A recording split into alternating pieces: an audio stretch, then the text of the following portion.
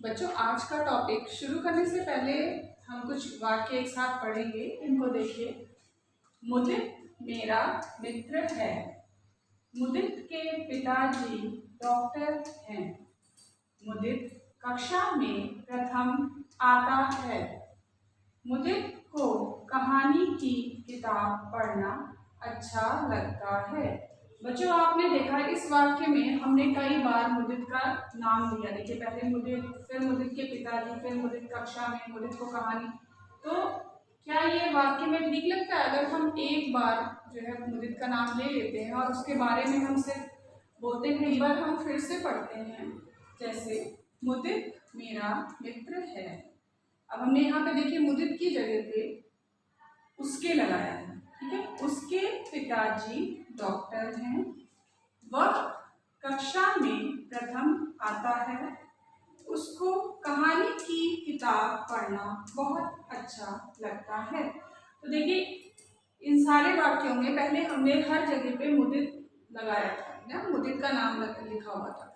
जब हमने मुदित का नाम हटाया तो ये वाक्य और ज़्यादा ठीक लगने लग गए। इसीलिए जब कोई भी कहानी या कोई निबंध या हम किसी के बारे में कुछ लिखते हैं या हम किसी को कुछ कहते हैं तो उसमें बार बार हम उसका नाम नहीं लेते। तो इन्हीं नामों की पुनरावृत्ति मीन्स उसको दोबारा बार बार बोलने को रोकने के लिए जिन शब्दों का प्रयोग किया जाता है उन्हें हम सर्वनाम कहते हैं। यह बच्चों आज का हमारा टॉपिक है। हमारा आज का टॉपिक है सर्वनाम। देखिए, अब इसमें क्या है, उसके, वह, उसको, ये क्या हो गया, मुदित की जगह पे, मुदित के नाम की जगह पे हमने इन शब्दों का प्रयोग किया है और इन शब्दों को ही हम सर्वनाम कहते हैं। अब हम सर्वनाम की परिभाषा और उसके भेदों के बारे में आपको बताएं। परिभाषा: संज्ञा के स्थान पर प्रयोग किए जाने वाले शब्दों को सर्वनाम कहते हैं। जैसे मैं, तुम, वह, उसको,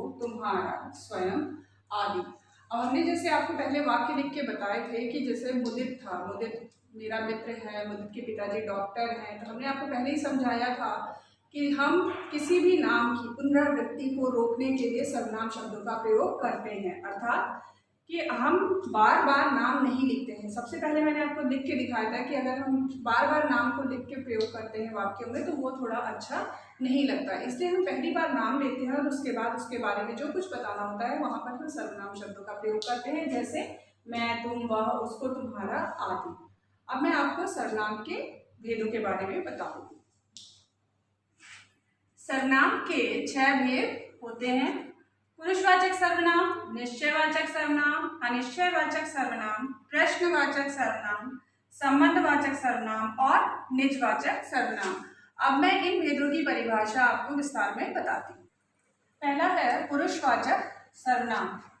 वे सर्वनाम शब्द जो अपने लिए, सुनने वाले या किसी अन्य व्यक्ति के लिए प्रयोग किए जाते हैं पुरुषवाचक सर्वनाम कहलाते हैं। जैसे मैं, मेरा, तुम, तुम्हें, वे, उनका आदि। इसका मतलब है कि जैसे वे शब्द जो अपने लिए प्रयोग किए जाते हैं। अपने लिए, जैसे अगर आप ये कहते हैं कि मैं विद्यालय में हमेशा प्रथम आता हूँ, तो ये शब्द आपने किसके लिए प्रयोग किया? अपने लिए प्रयोग किया। इसी तरह अगर आप अपने मित्र से कहते हैं तुम मेरे लिए अपनी पुस्तक कल लेके आना, तो आपने किसके लिए प्रयोग किया? सामने वाले के लिए प्रयोग किया। तो जो आपके सामने है मीन सेकंड पर्सन के लिए, तो वहां पे क्या हो गया, आपने तुम प्रयोग किया। इसी तरह अगर आप दो लोग बातें कर रहे हो और किसी अन्य व्यक्ति के बारे में बातें कर रहे हैं जो उस समय आपके पास मौजूद नहीं है, अन्य व्यक्ति के लिए कैसे यूज करते हैं? जैसे वे, जैसे वो हमारे घर कल आया था। सपोज आप अपने मित्र के लिए किसी और अन्य मित्र के लिए बातें कर रहे हैं, तो ये सारे शब्द क्या हो गए, वो पुरुषवाचक सर्वनाम के शब्द कहलाते हैं। पुरुषवाचक सर्वनाम के भी बच्चों 3 भेद होते हैं, उनके बारे में मैं आपको अब विस्तार में बताती हूँ। पुरुषवाचक सर्वनाम के 3 भेद होते हैं। पहला है उत्तम पुरुषवाचक सर्वनाम, दूसरा मध्यम पुरुषवाचक सर्वनाम, तीसरा अन्य पुरुषवाचक सर्वनाम। पहला है उत्तम पुरुषवाचक सर्वनाम।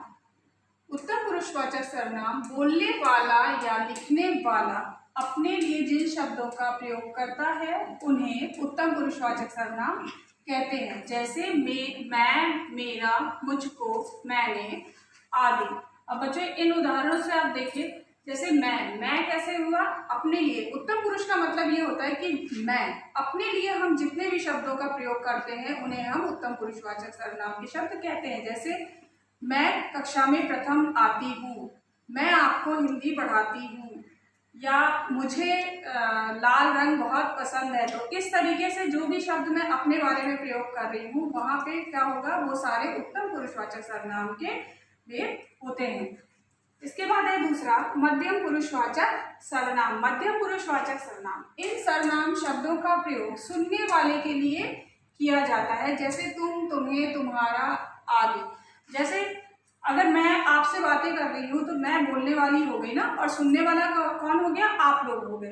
तो सुनने वाले के लिए जिन शब्दों का मीन्स हमारे सामने हम जिससे बात कर रहे हैं उसके लिए जिन शब्दों का प्रयोग करते हैं उन्हें हम मध्यम पुरुषवाचक सर्वनाम कहते हैं। जैसे तुम, तुम्हारा, तुम्हें आदि। जैसे मैं अगर ये कहती हूँ कि तुम कल अपना पाठ ठीक से याद करके आना, तो मैंने अपने सामने, मेरे सामने जो बच्चा है, मैंने उससे कहा ना कि तुम अपना पाठ याद करके आना। तो ये कौन सा हो गया, ये मध्यम पुरुषवाचक सर्वनाम का उदाहरण हो गया। नेक्स्ट है अन्य पुरुषवाचक सर्वनाम। अन्य पुरुषवाचक सर्वनाम उन शब्दों को कहते हैं जो बोलने वाला किसी अन्य व्यक्ति के लिए करता है। जैसे मान लीजिए मैं आप लोगों से बातें कर रही हूँ, तो मैं तो फर्स्ट पर्सन हो गई, आप सेकंड पर्सन हो गए, थर्ड पर्सन वो हो गया। मान लीजिए कोई बच्चा इस क्लास में नहीं आया है, सपोज अंश क्लास में नहीं आए हैं, तो अगर हम ये कहते हैं कि अंश के लिए कुछ शब्द का प्रयोग करते हैं, जैसे वो कल कक्षा में जब आएंगे तब हम उन्हें ये पाठ फिर से दोहरा देंगे। तो हमने किसके लिए प्रयोग किया, जिस व्यक्ति के लिए प्रयोग किया वो हमारे सामने मौजूद नहीं है, वो कहीं और है। तो जो शब्द अन्य किसी व्यक्ति के लिए प्रयोग किए जाते हैं उन्हें हम अन्य पुरुषवाचक सर्वनाम के शब्द कहते हैं। जैसे वे, उनका, उन्हें आदि। निश्चयवाचक सर्वनाम, जो सर्वनाम शब्द किसी निश्चित व्यक्ति, वस्तु या पदार्थ की निश्चितता का ज्ञान कराते हैं उन्हें निश्चयवाचक सर्वनाम कहते हैं। जैसे यह पुस्तक सोनी की है। निश्चितता का ज्ञान कराने का मतलब ये होता है कि वहां आपको पक्का पता होता है कि ये किसका सामान है या ये कौन है। जैसे यहाँ पे देखिए, यह पुस्तक सोनी की है, मीन्स ये पुस्तक सोनी की ही है। जैसे वह घोड़ा तेज दौड़ता है, तो घोड़े के संबंध में कहा जा रहा है कि वो तेज दौड़ता है, मीन्स ये निश्चित है। तो जो शब्द निश्चितता का ज्ञान कराते हैं उन्हें हम निश्चयवाचक सर्वनाम कहते हैं। तीसरा है अनिश्चयवाचक सर्वनाम। जिस सर्वनाम शब्द से किसी निश्चित वस्तु, व्यक्ति या पदार्थ का ज्ञान नहीं होता उन्हें अनिश्चयवाचक सर्वनाम कहते हैं। नहीं होता है निश्चित ज्ञान, इसका मतलब ये होता है हमें पक्का पता नहीं होता है। जैसे बाहर कोई आया है। अब यहाँ पर आपको ये नहीं पता चल पाएगा इस वाक्य से कि बाहर कौन आया है, तो जहाँ हमें पक्का पता नहीं होता वहां पे अनिश्चयवाचक सर्वनाम होता है। दूसरा है दाल में कुछ पड़ा है। अब दाल में कुछ पड़ा है, कुछ शब्द से पता चल रहा है कि हमें पक्का नहीं पता है। जहाँ पे कोई चीज हमें पक्का पता नहीं होती है वहां पर अनिश्चयवाचक सर्वनाम होता है। चौथा है प्रश्नवाचक सर्वनाम। वे शब्द जिनके द्वारा किसी व्यक्ति, वस्तु, स्थान आदि के विषय में प्रश्न पूछने के लिए प्रयोग किए जाते हैं उन्हें प्रश्नवाचक सर्वनाम कहते हैं।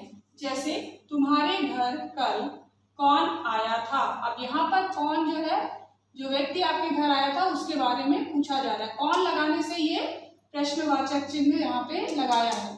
जैसे तुम कहाँ जा रही हो, तो यहाँ हम पूछ रहे हैं ना कि तुम कहाँ जा रही हो, इसीलिए हमने यहाँ पे प्रश्नवाचक चिन्ह लगाया और यहाँ पर ये प्रश्नवाचक का शब्द आया है कहाँ जा रही है।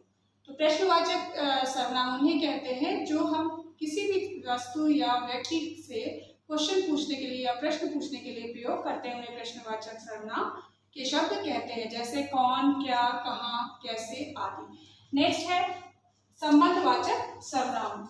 वे शब्द जो किसी वाक्य में प्रयुक्त संज्ञा या सर्वनाम के संबंध का बोध कराते हैं संबंधवाचक सर्वनाम कहलाते हैं। जैसे जो जैसा कर्म करता है उसे वैसा ही फल प्राप्त होता है। अब यहाँ पर जो जैसा कर्म, जो जैसा और वैसा, ये क्या है, दोनों आपस में संबंध बता रहे हैं कि जो व्यक्ति अगर अच्छे कर्म करता है तो उसे अच्छे फल मिलते हैं और जो बुरे कर्म करता है उसे बुरे फल मिलते हैं। इसी प्रकार दूसरा वाक्य है जो बच्चे परिश्रम करते हैं वे ही सफल होते हैं। अब यहाँ पर जो और वे, ये दोनों क्या हुए, आपस में संबंध बता रहे हैं किसके बारे में, जो बच्चे अच्छे से परिश्रम करते हैं वही सफल होते हैं। तो जहाँ पर जो शब्द हमारा एक दूसरे से संज्ञा या सर्वनाम का आपस में संबंध बताते हैं, उन्हें हम संबंधवाचक सर्वनाम कहते हैं। तो जो लास्ट है निजवाचक सर्वनाम, जिन शब्दों का प्रयोग बोलने वाला स्वयं के लिए करता है उन्हें निजवाचक सर्वनाम कहते हैं। जैसे मैंने अपना गृह कार्य स्वयं पूरा कर लिया। इसने स्वयं पूरा कर लिया मीन्स जो बोलने वाला है मीन्स मैंने अपना गृह कार्य स्वयं कर लिया है, तो हमने ये स्वयं का प्रयोग अपने खुद के लिए किया। नेक्स्ट वाक्य देखिए, मैं सारे कार्य अपने आप करती हूँ, और अपने आप भी क्या हो गया, निजवाचक सर्वनाम का उदाहरण हो गया कि यहाँ पर मैं सारे कार्य अपने आप ही करती हूँ। तो इन दोनों उदाहरणों से आपको ये समझ में आ गया होगा जिन शब्दों का प्रयोग हम अपने खुद के लिए करते हैं, अपने लिए करते हैं, उन्हें हम निजवाचक सर्वनाम कहते हैं।